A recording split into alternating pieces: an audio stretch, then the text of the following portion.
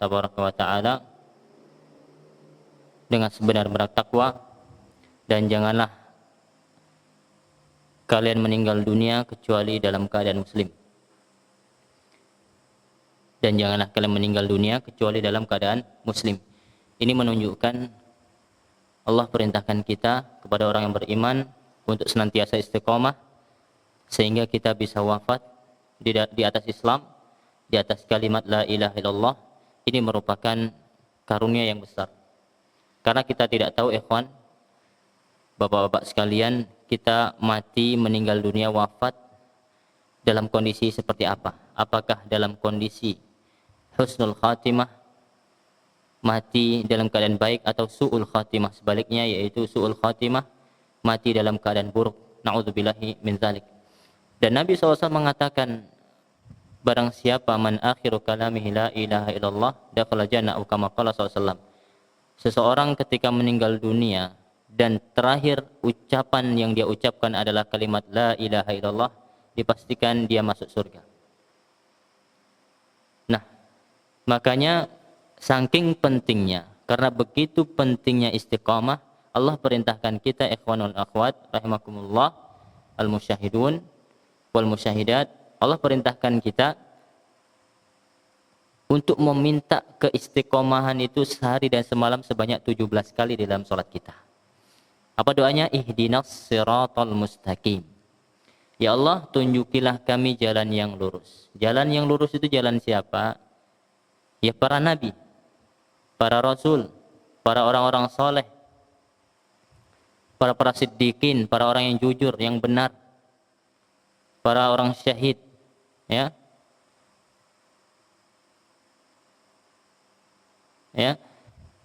Dan istiqomah itu berat.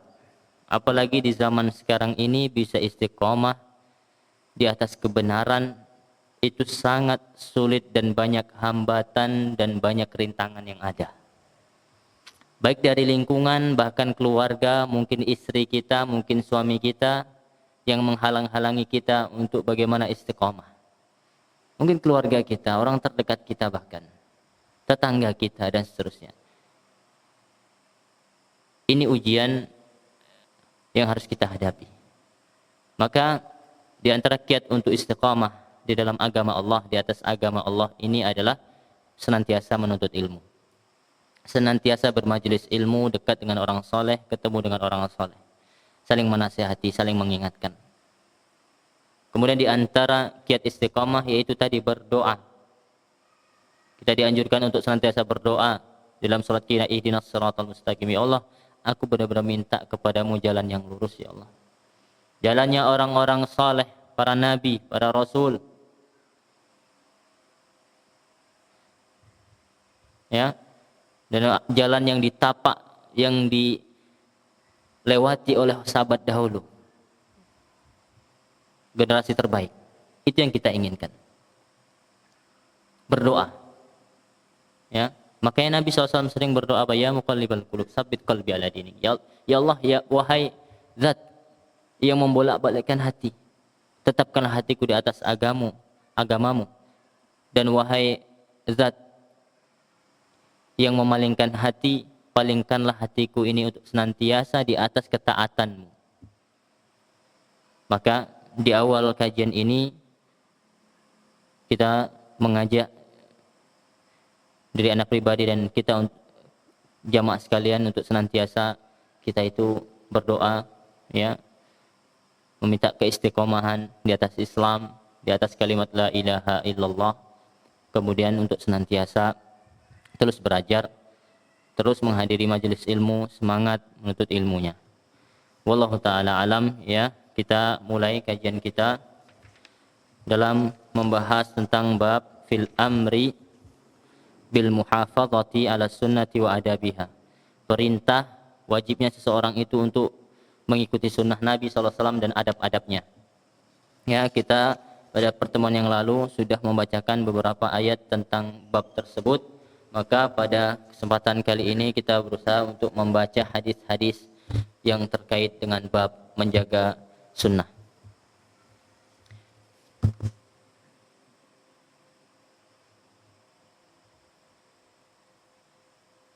menjaga sunnah atau memelihara sunnah. Ya.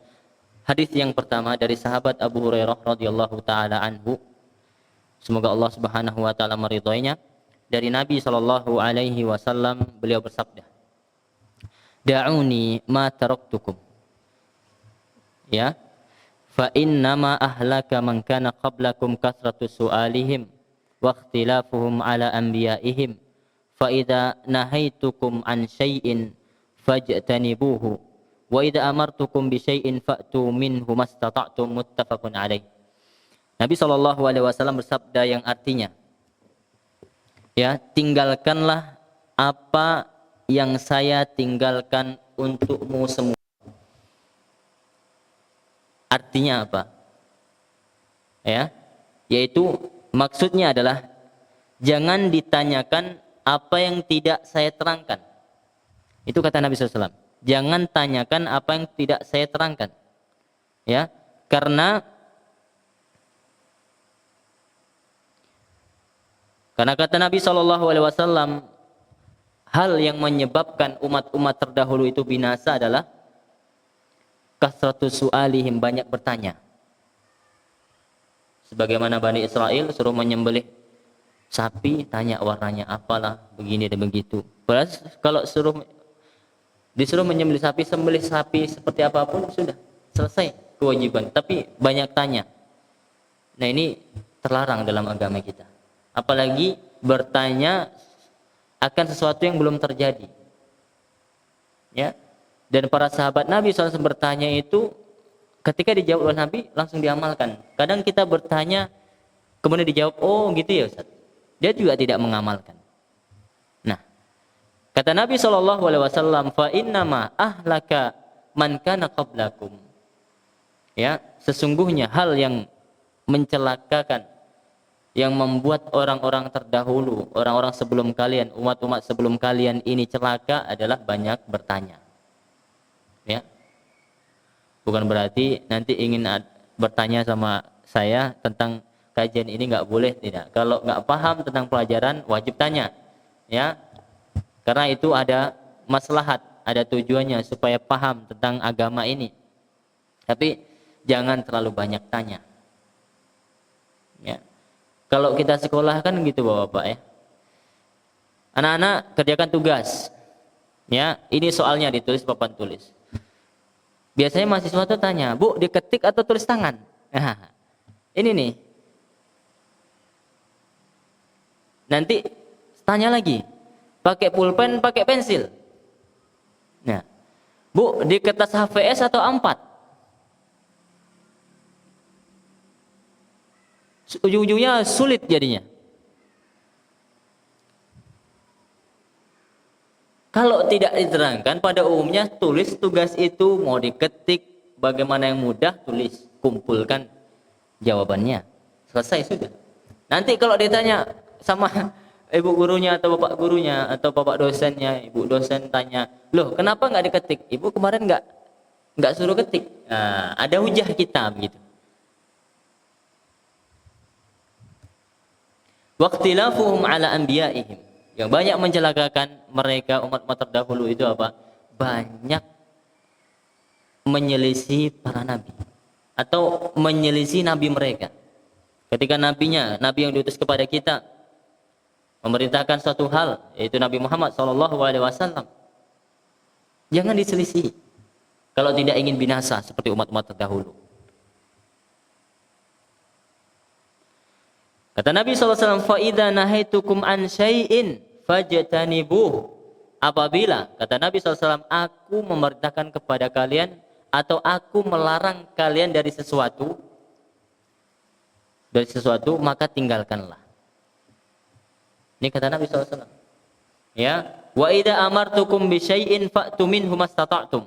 Dan apabila aku memerintahkan, ini tadi larangan. Kalau Nabi melarang sesuatu, tinggalkan. Kemudian kata Nabi SAW, apabila aku memerintahkan kepada kalian pada melakukan sesuatu, untuk memerintahkan suatu hal untuk dikerjakan, maka kerjakanlah semampu kalian.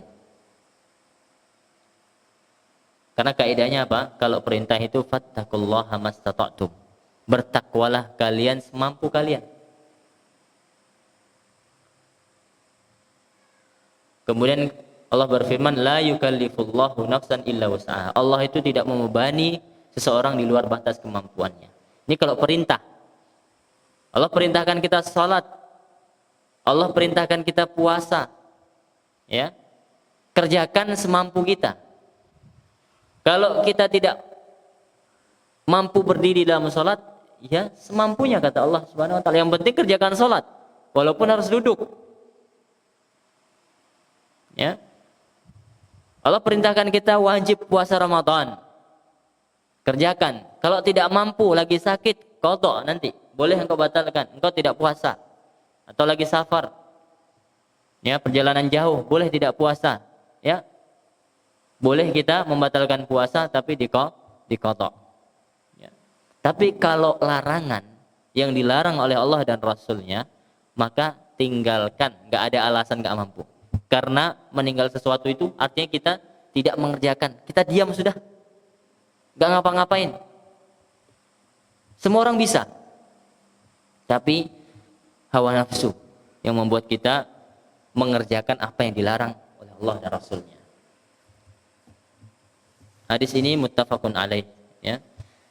Riwayat Bukhari dan Muslim. Baik, hadis yang kedua. Ya. Dari Abi Najih Al-Irbad Ibn Sariyah radhiyallahu an. Qala, beliau berkata, wa'adhana Rasulullah SAW, telah menasihati kami, yaitu baginda Rasulullah SAW. Rasulullah menasihati kami. Kata sahabat Irbad bin Sariyah, mau'izatan balighah. Nasihatnya ini tidak biasa. Nasihat yang penuh makna. Ya. Nasihat yang keluar dari hati, yang dari lubuk hati yang dalam. Ya. Wajilat minhal qulub. Nasihat tersebut menyentuh hati. Ya. Wa darafat minhal uyun, dan sampai mata ini apa? Mengalirkan air mata.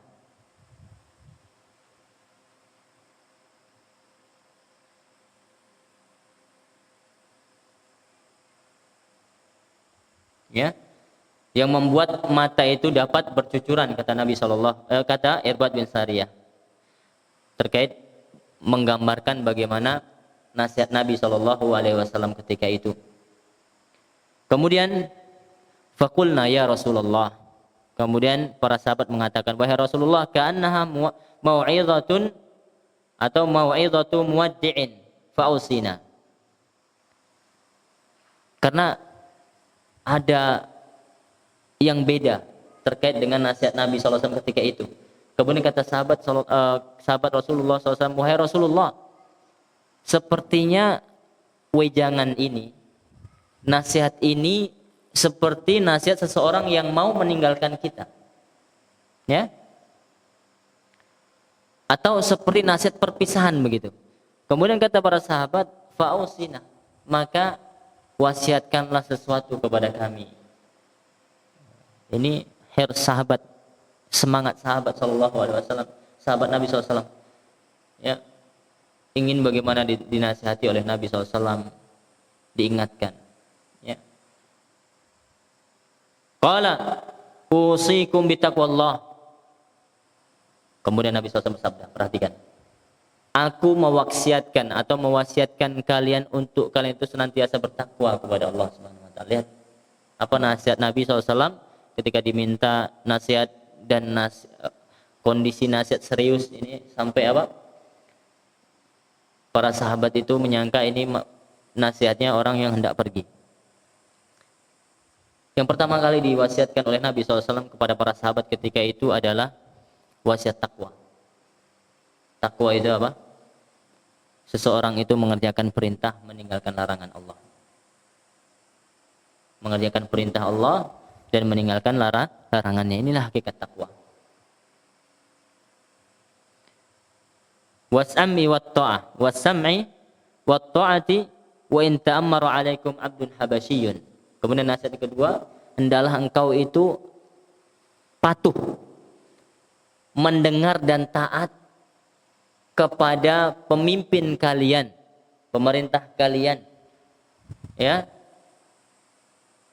walaupun kalian itu dipimpin oleh seorang Abdun Habasyi, hamba sahaya, budak hitam,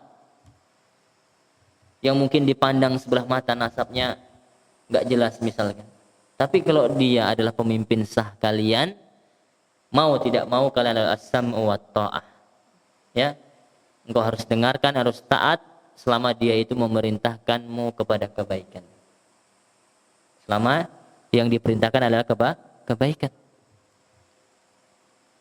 Dan kaidahnya la ta'ata li makhluk fi maksiatillah. Tidak ada ketaatan kepada makhluk siapapun dia kalau dia itu memerintahkan kepada kemaksiatan. Ya, kita nasihati pemerintah kita dengan cara yang baik ketika ada kesalahan. Dan siapapun yang memimpin, siapapun orangnya, tetap dia manusia biasa, tidak lepas dari salah dan dosa. Kita saja, kepala keluarga misalkan, punya istri dan punya anak, memimpin, dan kita pemimpin. Kata Nabi SAW, kullukum ra'in wa kullukum mas'ulun an ra'iyati. Semua kalian ini pemimpin. Seorang laki-laki pemimpin nahkoda di tengah keluarganya, dan dia mas'ul, akan ditanya tentang kepemimpinannya. Dan kita lihat bagaimana kepemimpinan kita untuk keluarga kita. Apakah kita sudah maksimal memberikan contoh, menjadi teladan dalam hal kedisiplinan, ya, dalam sholat kita, dalam bagaimana melaksanakan kewajiban-kewajiban kita kepada keluarga kita. Apakah kita sudah disiplin atau tidak? Apakah kita sudah memberikan kewajiban mereka atau malah kita menzalimi mereka? Ini dalam lingkup keluarga saja, ketika memimpin keluarga itu banyak salah. Apalagi yang dipimpin itu adalah rakyat Indonesia yang jumlahnya berapa? 200 berapa? 200 juta lebih ya. 250 juta kurang lebih ya. Juta, bayangkan. Pusing ini. Dari Sabang sampai Merauke dia harus pikirkan itu. Sedangkan dia tempatnya di Jakarta misalnya, di Bogor, di Istana Negara misalnya. Ini contoh, ya. Yang ingin anak katakan adalah kita tetap taat kepada pemimpin kita. Kata Nabi SAW, hendaklah kalian as-sam'u wa ta'ah, kalian mendengar dan taat kepada kebaikan yang mereka perintahkan. Siapapun yang memimpin kalian. Ya. Ini akidah Ahlussunnah wal Jamaah. Ya. Ini wasiat Nabi SAW setelah wasiat takwa. Takwa ini hak hamba untuk Allah Subhanahu Wa Taala. Ya. Kemudian wa innahu, perhatikan, man ya'ish minkum fasayara ikhtilafan katsira. Ketahuilah bahwasannya, ya, siapapun yang hidup setelahku, ini kita hidup setelah Nabi, ya tidak? Niscaya, kata Nabi SAW, dia akan melihat perselisihan yang banyak. Akan melihat apa? Perselisihan yang banyak. Kemudian apa solusinya, kata Nabi SAW, ketika kita melihat banyak perselisihan? Ini simpang siur, mana yang benar, mana yang salah?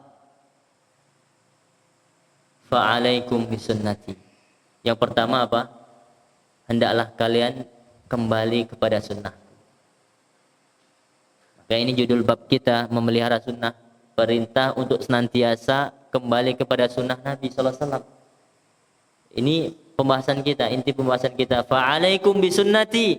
Kalau kalian bingung nih, nggak tahu mana yang benar, mana yang salah, mana yang sunnah, mana yang tidak sunnah, mana yang syirik, mana yang tauhid, tidak tahu kita, maka kita kembalikan kepada Rasulullah SAW. Ya, wa sunnatil khulafair rasyidin. Setelah sunnah beliau katakan, ikutilah sunnahnya, ajarannya khulafa rasyidin. Siapa? Abu Bakar, Umar, Utsman, Ali. Ya. Dan para sahabat Nabi SAW. Ya. Maka kita diperintahkan untuk mengikuti khulafa rasyidin. Dan para sahabat Nabi SAW, al-mahdiyin, mereka itu apa kata Nabi SAW, disifati al-mahdiyin, orang yang diberi petunjuk oleh Allah Subhanahu wa taala. Addu 'alaiha bin nawajid, gigit dengan gigi geraham kalian. Ya, sunnah Nabi itu gigit. Ya. Gigitan paling kuat itu dengan geraham. Mungkin bakal lebih kuat ya kalau ditarik dengan tangan. Digigit, benar-benar gigit. Ya. Wa iyyakum wa muhdatsatil umur, dan hati-hati kalian, jauhi oleh kalian perkara yang baru dalam agama ini. Perkara yang baru dalam apa? Agama. Nabi tidak katakan perkara baru dalam urusan dunia, itu inovasi, ini inovasi dalam masalah dunia, teknologi. Silakan. Enggak ada masalah. Dan itu membantu dakwah kita. Ada TV, ya. Ada HP, ada mikrofon, ya. Ini masalah dunia, orang bebas berinovasi. Tapi yang dilarang oleh Nabi SAW adalah inovasi di dalam agama. Ya, hati-hati kata Nabi SAW. Fa inna kulla bid'atin dhalalah, karena sesungguhnya setiap hal yang baru dalam agama adalah dhalal, sesat. Ini Nabi yang mengatakan, bukan ana, ya. Hadis riwayat Abu Dawud wa Tirmidzi wa qala haditsun hasanun sahih. Tirmidzi, Imam Tirmidzi rahimahullah mengatakan hadis ini hasan sahih. Ya.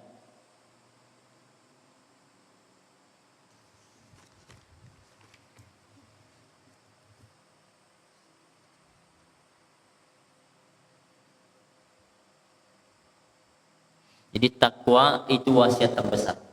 Ya. Wasiat yang paling ditekankan oleh Nabi SAW adalah wasiat takwa, dan itu wasiat para nabi terdahulu, bukan hanya wasiatnya Nabi SAW, Nabi Muhammad saja, tapi setiap nabi yang diutus, yang diwasiatkan kepada umatnya adalah ketakwaan, mengerjakan perintah Allah, meninggalkan larangannya, dimanapun kita berada. Ya.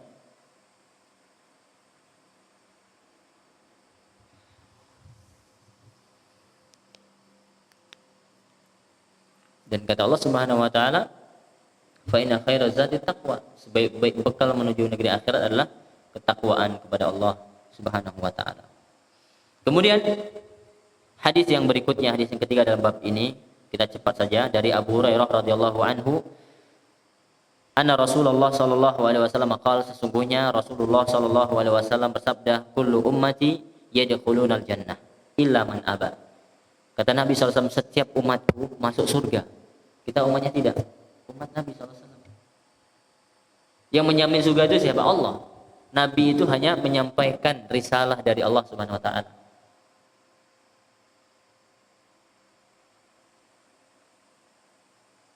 Nabi mengatakan, semua umatku masuk surga. Semua umatnya Nabi Muhammad sallallahu alaihi wasallam masuk surga. Kita syahada la ilaha illallah wa anna Muhammad Rasulullah. Ya. Semuanya masuk surga. Illa man aba, ada yang dikecualikan, yaitu orang yang enggan. Orang yang enggan. Orang yang tidak mau. Pada hakikatnya semua masuk surga, tapi ada yang enggak mau. Siapa yang salah? Ya dia yang salah. Kenapa enggak mau masuk surga? Illa man aba. Ya, kata Nabi SAW, ila wa man ya'ba wa Rasulullah. Siapa yang enggan, kata para sahabat bertanya. Masa ya ada yang enggan masuk surga? Ada, kata Nabi SAW. Siapa? Man ata'ani dakhalal jannah wa man asani faqad aba. Ya, kata Nabi SAW, barang siapa yang taat kepadaku, dia masuk surga. Dan barang siapa asani, yang bermaksiat kepadaku, orang yang enggan mengikuti sunnahku, itulah dia yang enggan masuk surga. Orang yang tidak mau mengikuti ajaran Nabi SAW. Ya. Banyak ajaran Nabi, bukan hanya jenggot. Ya, salah satunya jenggot. Itu sunnah Nabi SAW. Ya, bertutur kata baik, itu sunnah Nabi SAW. Man kana yu'minu billahi wal yawmil akhir falyaqul khairan aw liyasmut. Barang siapa yang beriman kepada Allah dan hari akhir, hendaklah dia berkata baik atau diam. Itu ajaran Nabi SAW. Tidak marah, itu ajaran Nabi. Berakhlak mulia, itu ajaran Nabi. La taqtab, kata Nabi SAW. Jangan marah 3 kali. Nabi mewasiatkan kepada seseorang itu untuk tidak marah. Karena marah itu merupakan keburukan kalau kita lampiaskan. Ya. Berkata jujur itu sunnah Nabi SAW. Membantu orang itu sunnah Nabi, banyak, ya. Dan barang siapa yang mengikutiku, kata Nabi SAW, dia masuk surga. Yang mengikuti ajaranku dia masuk surga. Dan inti pembahasan kita itu ini, yaitu mengikuti Nabi SAW. Semoga kita semua bapak-bapak sekalian, ya, dan para pemirsa Najah TV dimanapun antum berada, marilah kita untuk senantiasa terus semangat, ya. Semoga kita bisa istiqamah di atas sunnah Nabi SAW hingga kita wafat kelak. Kemudian hadis yang berikutnya, hadis yang keempat dalam bab ini, dari Abi Muslim, ya, wakila dari Abi Iyasin Salamah bin Amr bin Ibn al-Aqwa radhiyallahu anhu. Dikatakan bahwasanya anna rajulan akala inda Rasulullah SAW. Ada seorang laki-laki yang makan di sisi Rasul Sallallahu Alaihi Wasallam. Ada seorang laki-laki yang makan di samping Rasul, di dekat Rasulullah Sallallahu Alaihi Wasallam, bisimalihi, dengan tangan kanannya.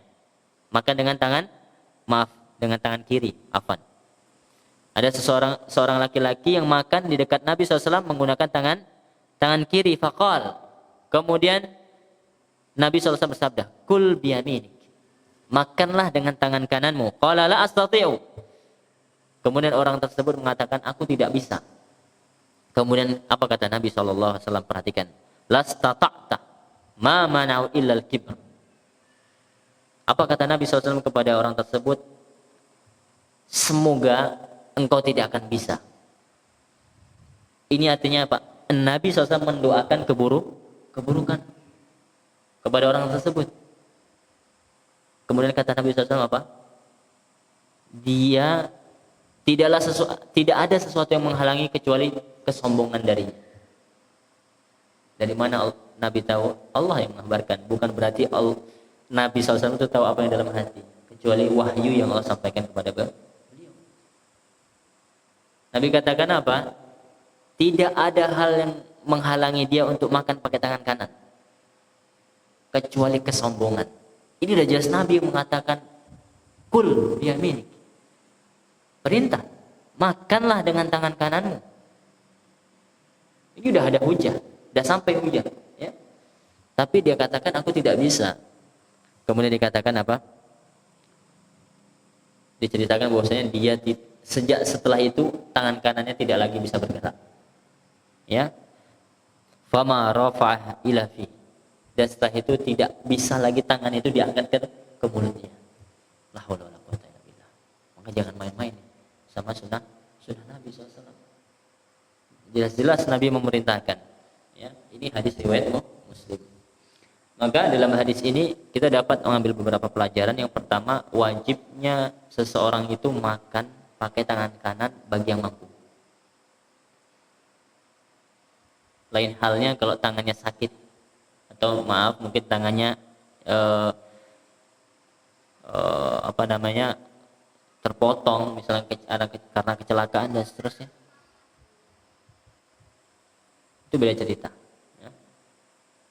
Tapi kalau tidak ada uzur, wajib bagi seseorang itu makan dan minum menggunakan tangan kanan. Dan setiap masyaallah, jazakallahu khair.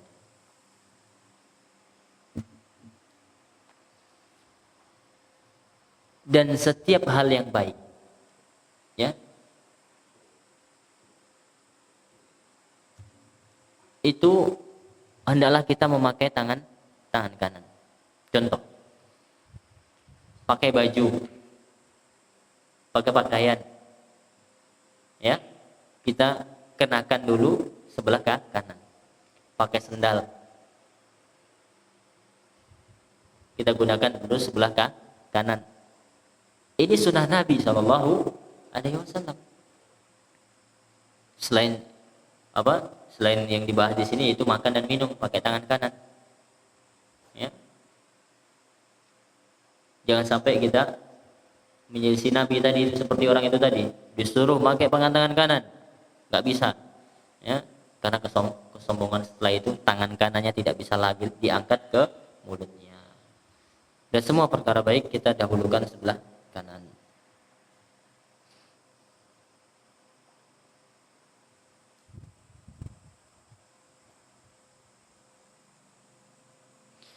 Dan tugas kita apa? Menasihati.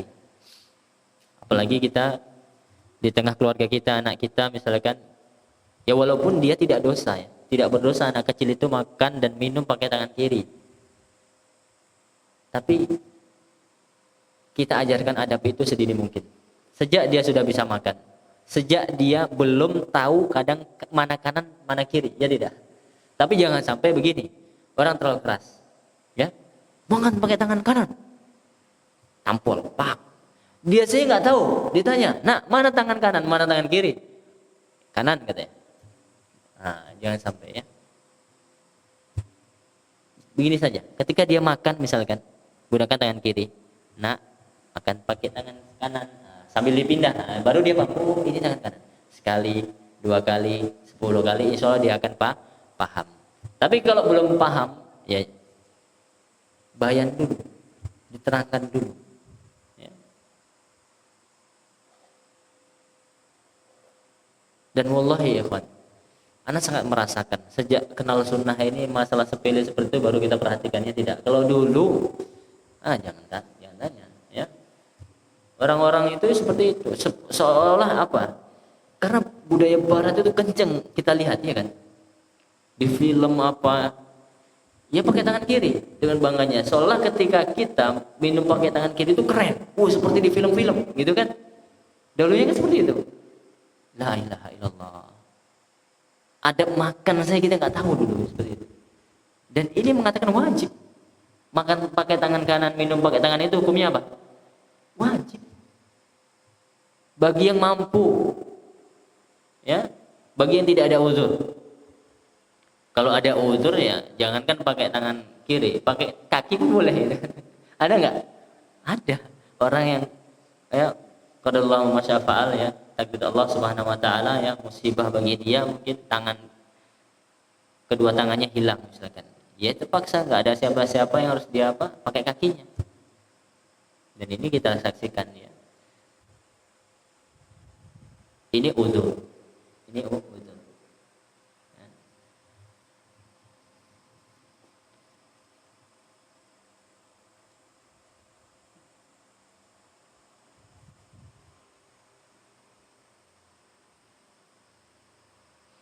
Di sini juga boleh ada faedah hadis.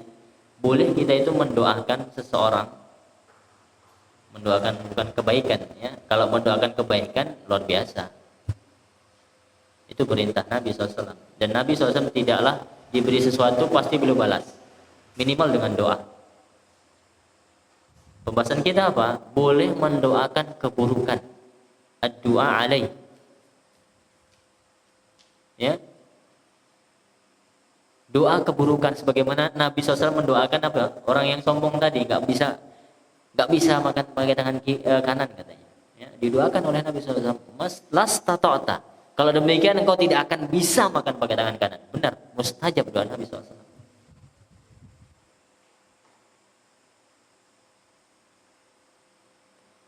Seandainya Nabi mendoakan lebih parah daripada itu mungkin tidak. Ya. Mati kau gitu. Mati ya. Tapi Nabi adil di sini, ya. Artinya tidak mendoakan menghukum terlalu parah gitu. Nah, ketika kita mendoakan seorang, kita lihat dia memang sombong. Memang berhak untuk, tapi jangan parah-parah doanya gitu. Kalau memang harus misalkan kan kadang jengkel kita emosi, dimaling barang kita misalkan. Doanya luar biasa itu. Semoga dia mati, anaknya mati segala macam kan. Jangan seperti itu juga. Dan itu dijelaskan oleh Syekh Abdul Razak, enggak boleh juga. Itu termasuk zalim.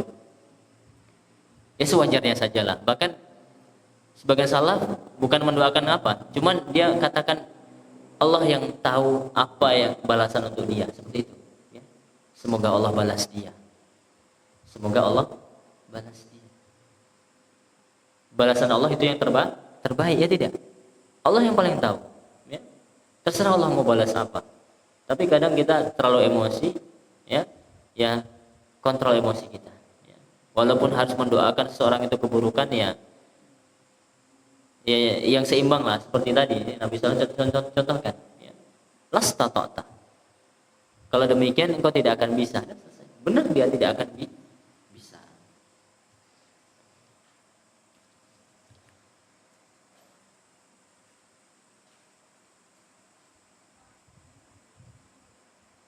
Nih, subhanallah, masya Allah ya. Ini termasuk dalam hadis ini ada faedah, Bapak sekalian. Ini menunjukkan betapa ikramnya Allah kepada Nabi SAW. Ya. Luar biasa. Kenapa Allah begitu memuliakan Nabi SAW? Di sini Allah ijabai. Dengan Allah ijabai doanya Nabi SAW itu Allah sedang menghargai Nabi SAW. Ada ikram di situ. Ya. Kemudian hadis yang kelima dari Abu Abdullah An-Nu'man ibn Bashir radhiyallahu anhu qala, beliau berkata, sami'tu Rasulullah sallallahu alaihi wasallam, aku mendengar Rasulullah sallallahu alaihi wasallam yaqul, bersabda, la tusawwunna sufufakum aw la yukhalifanna Allah baina wujuhikum. Ya. Kata Nabi sallallahu alaihi wasallam di hadis yang kelima, rapatkanlah barisan-barisan kalian, itu shaf dalam salat berjamaah. Kalau tidak, Allah akan palingkan wajah-wajah kalian, ya.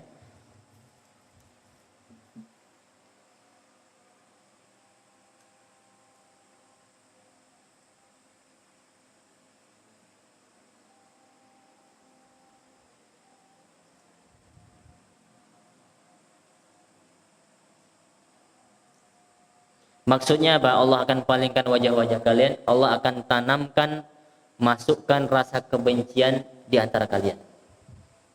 Ini masalah sepele, ibu bapak-bapak sekalian yang kita saksikan, yang dan kita adalah pelakunya. Kita yang salat berjamaah, ya, kita perhatikan hal ini, yaitu merapatkan saf salat itu, meluruskan, ya, tidak ada yang terlalu maju, terlalu mundur, lurus. Itu merupakan sunnah Nabi SAW yang harus kita kerjakan ketika kita sholat. Kata Nabi SAW, rapatkanlah barisan kalian, rapikanlah barisan kalian. Kalau kalian tidak mau, kalau kalian enggan, kalian akan dipalingkan wajah-wajah kalian. Maksudnya apa? Allah akan masukkan rasa kebencian, permusuhan di antara kalian, karena akan menjadi berselisih, saling benci.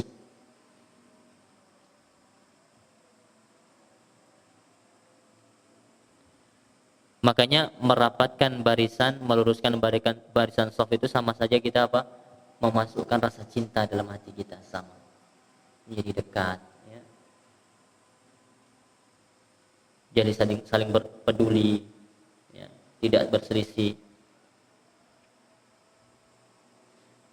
Bahkan kata di dalam riwayat yang lain, riwayat Muslim, karena Rasulullah SAW yusawwi sufufana hatta ka'anam yusawwi bihal qaddah.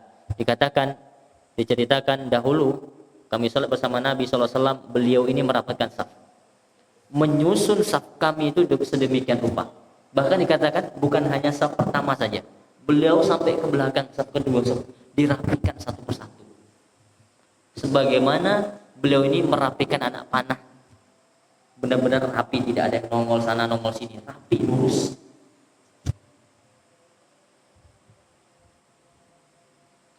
Karena beliau tahu konsekuensinya. Ini kalau tidak lurus, tidak kompak, akan berpecah belah, akan muncul kebencian dalam hati kita. Kok bisa, Ustaz? Allah Maha bisa. Allah Maha mampu. Kalau seseorang tidak mengindahkan perintah Nabi SAW, maka bapak-bapak sekalian, kita perhatikan saf-saf kita. Ya, antum bisa merasakan nikmat salat bersama jamaah yang tahu hal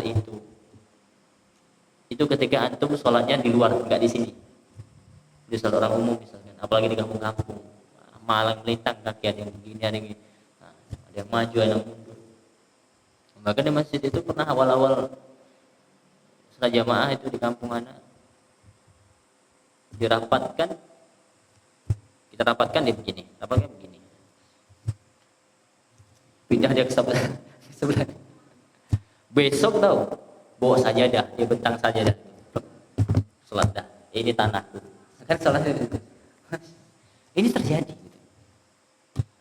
tapi jangan terlalu ekstrim juga. Ulama jelaskan, kalau tidak mau ya sudah, ya, yang penting kita berusaha untuk membentangkan kaki kita, meluruskan pas kita rapatkan. Kalau tidak mau ya sudah, berarti dia tidak tahu ini, bukan tidak mau, kadang nggak tahu dia memang.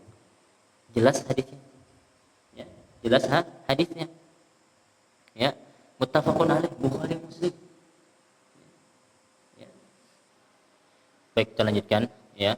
Bismillah, alhamdulillah, wassalatu wassalamu ala rasulillah, ma ba'du. Hadis yang berikutnya, berarti hadis yang ke-6 dalam bab ini, masih bab memelihara sunnah, ya, menjaga sunnah Nabi Shallallahu Alaihi Wasallam dalam kehidupan kita sehari-hari.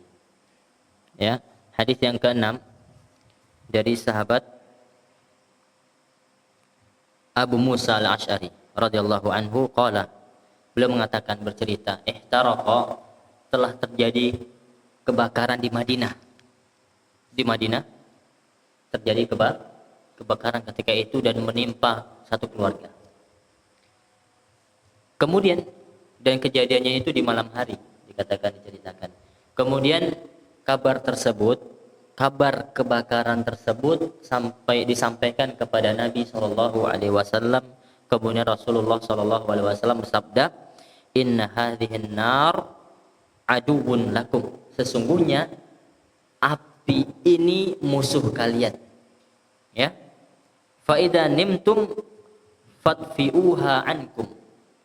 Dan apabila kalian tidur di malam hari, maka padamkanlah api tersebut. Muttafaqun alaih. Hadis ini sahih Bukhari Muslim.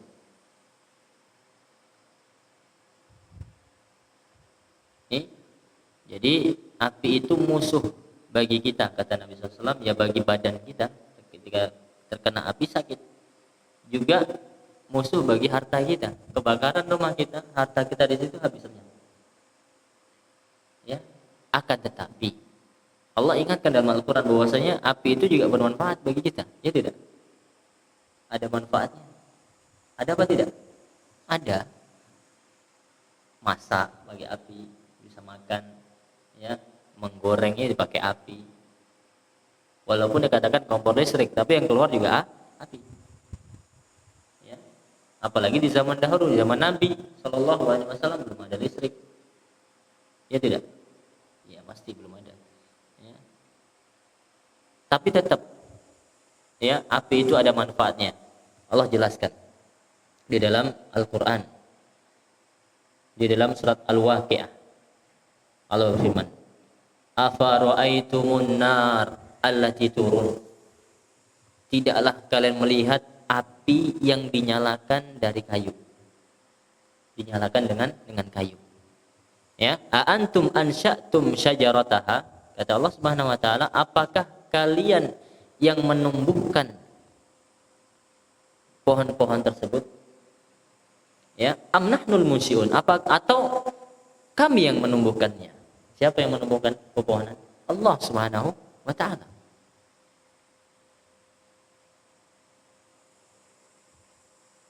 Nahnu ja'alnaha tadhkiratan wa mata'an lil muqwin.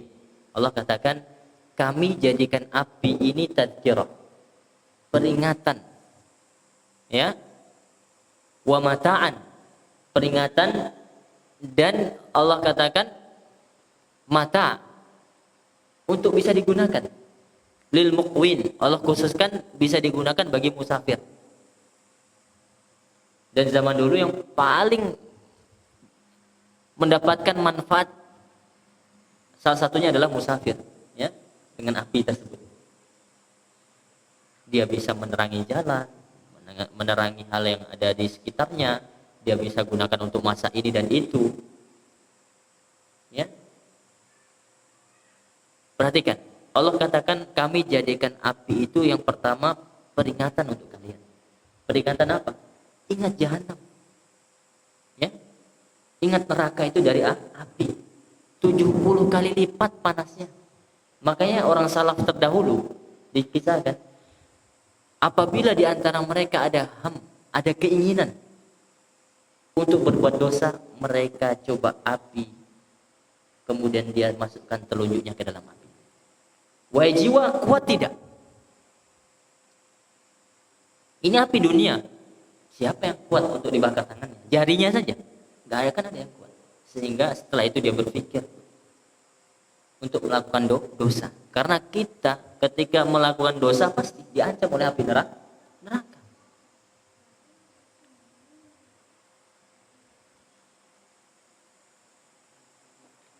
Ya. Dikatakan bahwasanya di dalam syarah kitab Riyadhus Shalihin, ini perkataan Syekh Muhammad bin Shalih Al-Utsaimin, dikatakan inna hadin nar api yang ada di dunia ini adalah juz'un, satu bagian dari sittina juz'an, dari 60 bagian dari api neraka jahanam. Ya. Kullu nari dunya asyadidatul hararah wal khafifah. Kulluha juz'un min sittina juz'an minar jahannam. Semoga Allah Subhanahu wa taala ya melindungi kita dari panasnya api jahanam.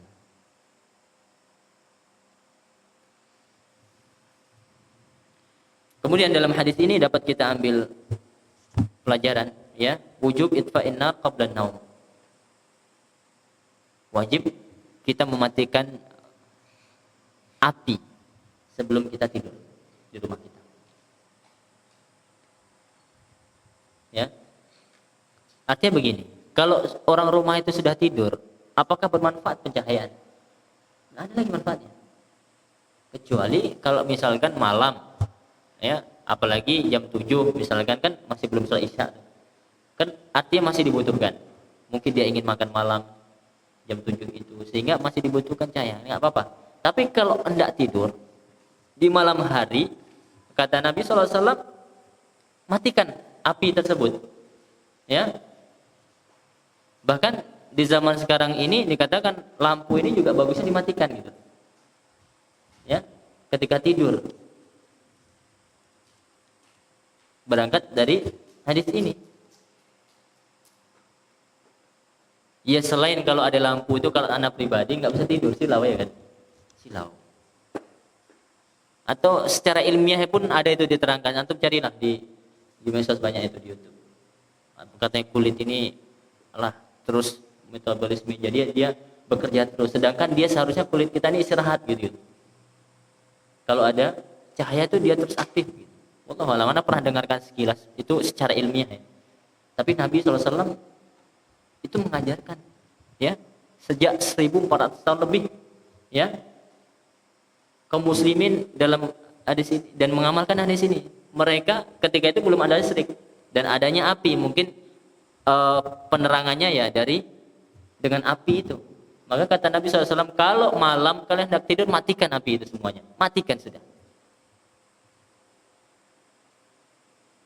Ya.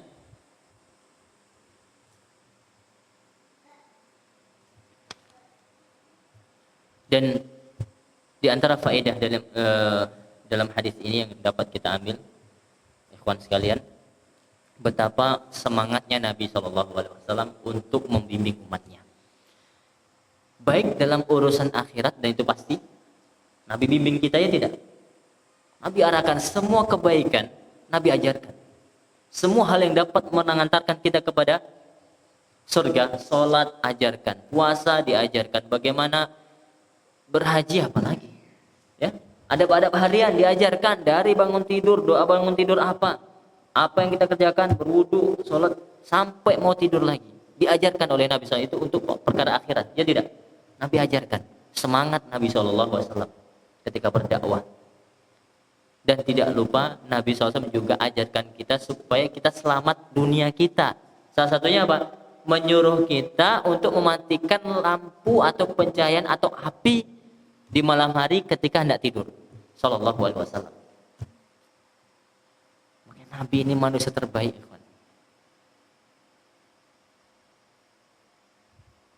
Sangat berjasa dalam hidup kita, ya tidak? Wallahi sangat berjasa. Kalau tidak kita akan di atas kejahilan, kebodohan. Nggak tahu kita diombang-ambing oleh zaman ini mau kemana kita. Tapi kalau kita dengarkan wejangan-wejangan Nabi Shallallahu Alaihi Wasallam, wasiat-wasiat Nabi tentang ketakwaan, ya, tentang jalan yang lurus. Jadi kita sampai ke tujuan kita itu. Bayangkan kalau kita tidak kenal sunnah Nabi Shallallahu Alaihi Wasallam, la haula wala quwwata illa billah. Maka istiqomah. Ya. Setelah kita tahu akidah yang benar, ajaran yang benar, sunnah Nabi SAW, tinggal antum duduk istiqomah, berdoa, minta. Tadi salah satunya apa? Menuntut ilmu. Ya. Supaya kita apa? Tetap istiqomah di atas kebenaran, di atas sunnah Nabi SAW. Terakhir, hadis yang kita pelajari yaitu hadis yang ke-7, insyaAllah. Masih dari sahabat Abu Musa al-Asy'ari radhiyallahu anhu, qala, beliau berkata, qala Rasulullah SAW, bersabda Rasulullah SAW, inna matlama ba'athani Allah minal huda wal ilm.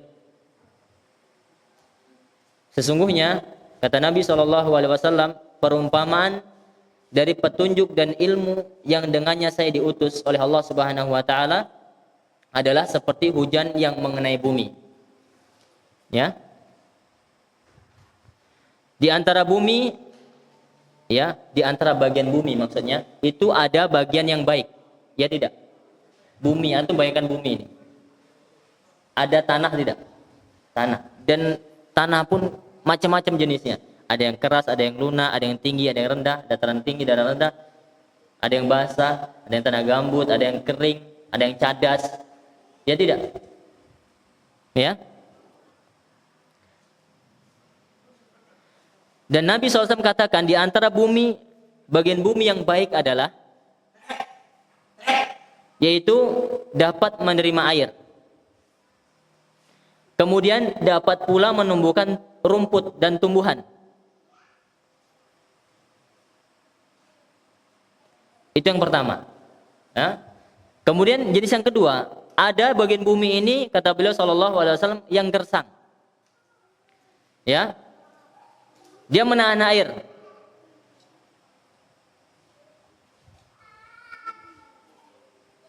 Artinya apa? Ada tanah itu yang dia tidak menyerap air, gersang. Dan itu masih bermanfaat nanti, ya. Dan dapat dimanfaatkan untuk manusia. Dia minum, ya, karena dia tidak diserap oleh tanah. Dan ada pula di bagian bumi yang lain hanya merupakan tanah yang rata, yang licin dan rata. Ya, dan apapun air yang lewat di atasnya dia akan, namanya licin, dia akan mengalir begitu saja, tidak ditahan oleh tanah tersebut. Ini permisalan dari Nabi SAW.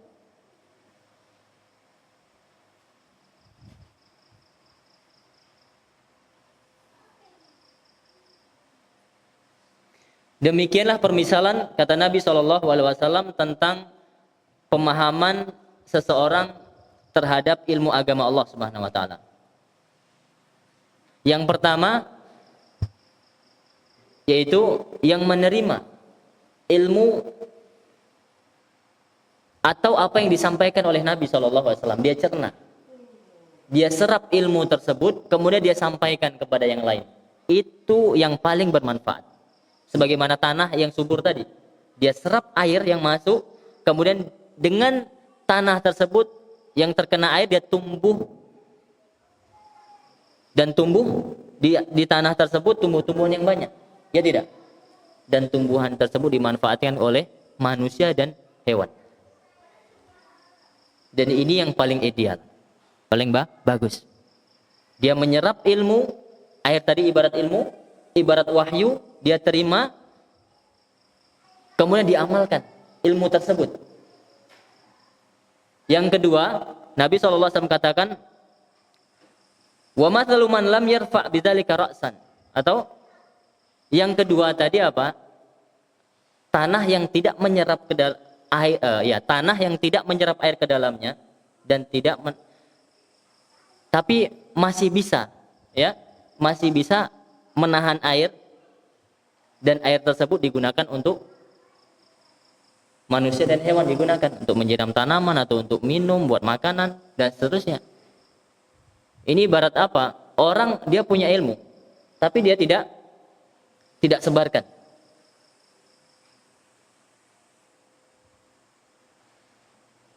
Tapi masih bermanfaat. Yang repot adalah yang ketiga.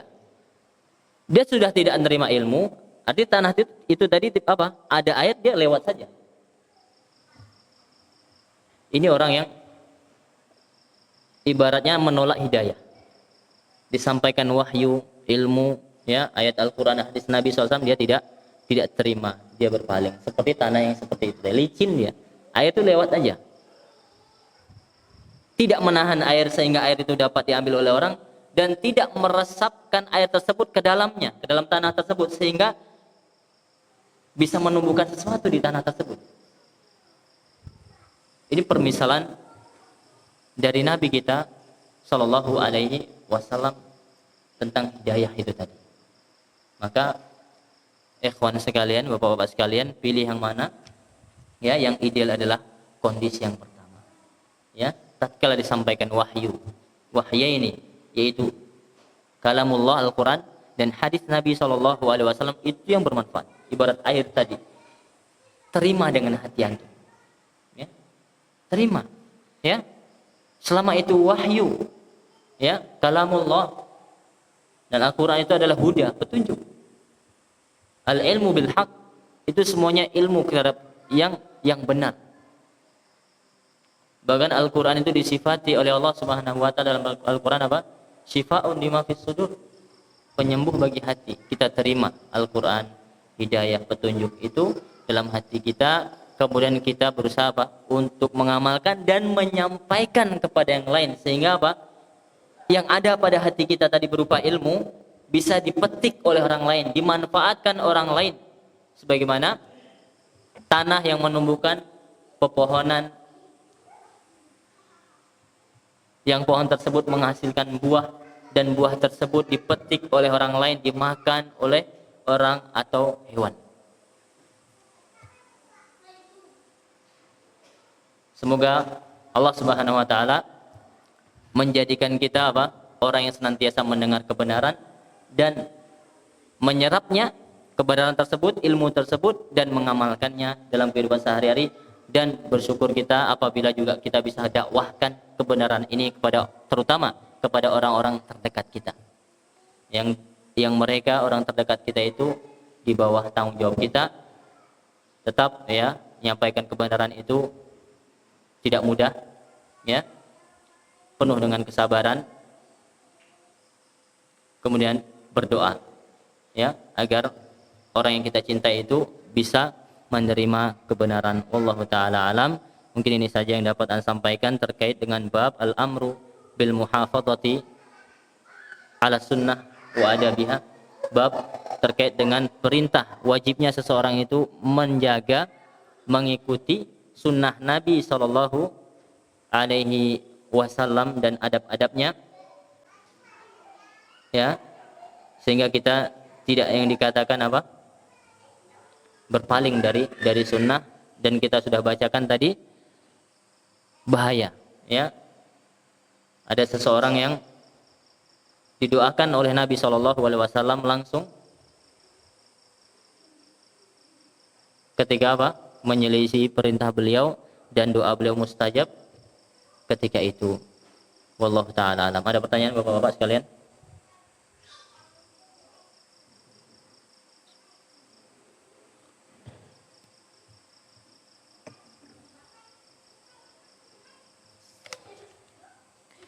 Berapa hadis kita bacakan?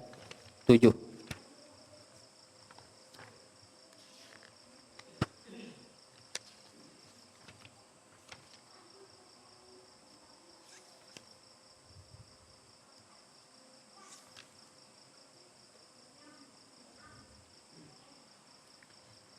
Kalau tidak ada pertanyaan, ana yang tanya. Apa yang membuat umat-umat terdahulu itu celaka dalam hadis tadi? Umat terdahulu celaka, diazab, dibinasakan oleh Allah Subhanahu wa taala gara-gara apa?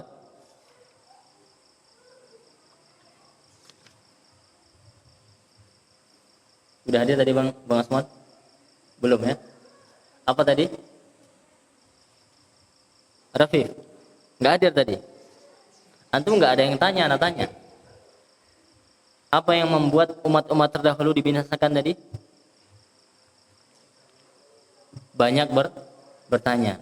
Ya, berarti antum nyimak kajian sehingga antum nggak ada yang tanya kan? Ya, gara-gara banyak tanya. Dikasih tugas sama guru, Pak Guru, ditulis tangan atau ketik, ya? Ditulis buku ini atau itu? Nah, ini banyak tanya. Dan ini sebab hancurnya umat terdahulu.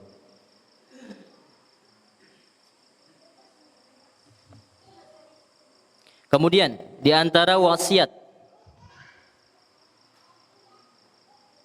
Nabi SAW yang dikatakan para sahabat itu ketika mendengar wasiat tersebut menyangka bahwa Nabi setelah ini akan pergi, ya. Wasiat terakhir sampai mengalirkan air mata ketika itu. Apa yang beliau sampaikan wasiat yang pertama?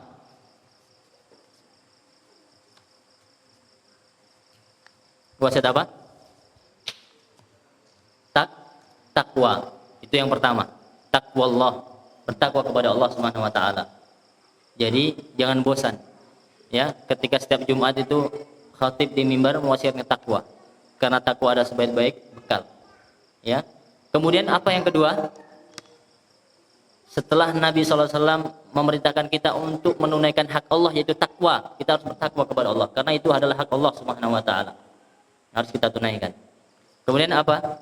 Wasiat yang kedua terkait dengan bab apa?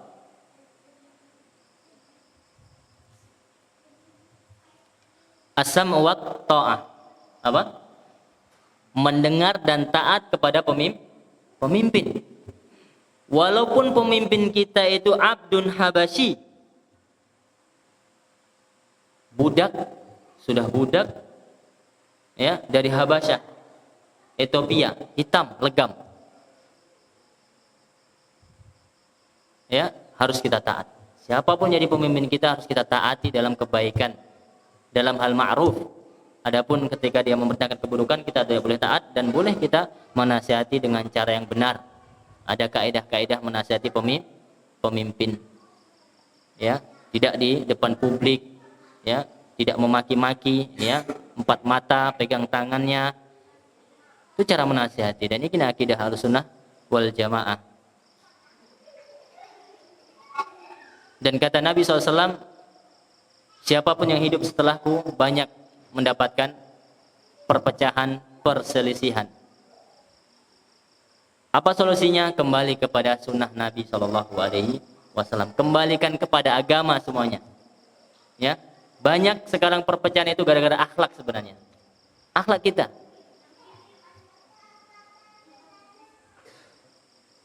Ya, ada yang nggak mau ngalah, ya, ada yang baperan, kan seperti itu. Gara-gara akhlak saja. Perpecahan ini. Lihatlah dimanapun. Masalah yayasan dimanapun, anak ikut, ya, pertemuan dari sumber ini anak ikut. Dan di mana-mana itu ada persediaan ini dan itu. Dan yang paling berat dakwah ini adalah persediaan internal. Semua masalah dari internal, bukan dari musuh dakwah dari luar. Kalau yang beda dengan kita, memusuhi kita itu wajar, nampak. Dan kebanyakan yang merepotkan itu masalahnya akhlak, adab kita nggak ada. Itu aja sebenarnya. Tapi kalau kita benar-benar orang yang itu berakhlak mulia, ya, mudah memaafkan, ya, tidak egois, ya, tidak suka marah, ya, mudah memaafkan, ya, al-afu. Sebagaimana kita ketika kita berbuat salah yang dimaafkan, semua kita seperti itu.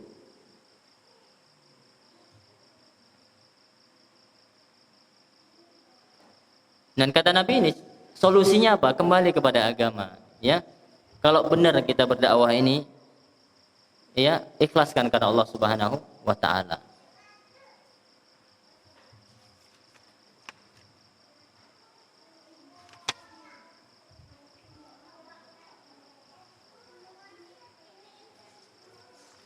Siapa yang enggan masuk surga yang disebutkan kata Nabi SAW tadi? Kata Nabi SAW, semua umatku masuk surga kecuali yang enggan. Siapa yang enggan? Yang tidak mau taat kepada Rasulullah, yang memaksiati Rasulullah, yang menyelisih perintah Nabi SAW, itulah yang enggan. Padahal kita sudah jamin masuk surga. Tapi kita yang nggak mau. Kenapa? Ya kita tidak mau ikut sunnah Nabi SAW. Tidak mau ikut ajaran Nabi. Kita enggan untuk kembali kepada agamanya Nabi SAW. Malah kita ingin kembali kepada ajaran nenek moyang kita, tradisi kampung kita, ini dan itu banyak, tidak mengek. Bisa jadi kita itu yang dikatakan Nabi enggan masuk surga. Udah jelas kata Nabi SAW, semua masuk surga. Siapa yang taat kepada aku masuk surga. Yang tidak taat, yang enggan, yang menyelisihiku, dia akan masuk neraka.